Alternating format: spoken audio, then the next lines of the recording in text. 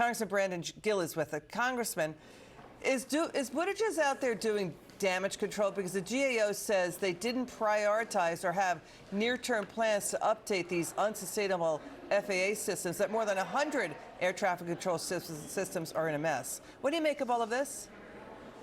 You know, he is doing damage control here. You know, for 4 years, we had an antiquated air traffic control system that was deteriorating. It was his job to fix that. And meanwhile, he was busy labeling roads and bridges and cars and our infrastructure racist. It's utterly absurd. And you know what? The American people saw it. They knew what was going on. They knew that there was an administration that was not looking out for him. And that's why they overwhelmingly voted for President Trump to get the adults back in charge. So Buttigieg, on his watch, bridge collapses, toxic train derailments, including in East Palestine, Ohio. The FAA was hit with 6,000 delays in addition to Southwest's multiple meltdowns. And he's saying he's only seeing the cracks now. But weren't the cracks glaring back then?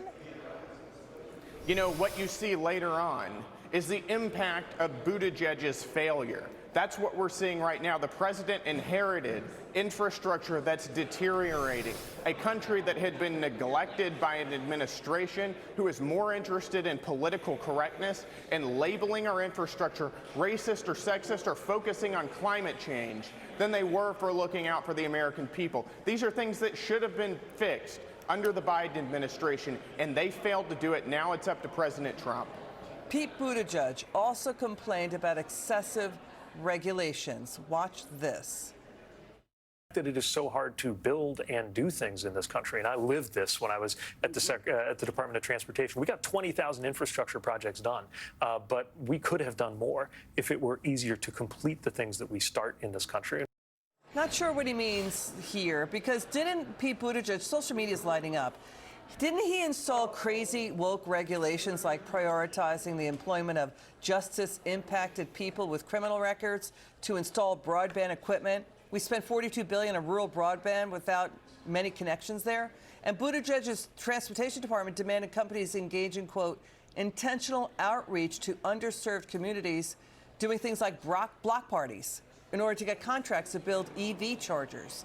What's going on here?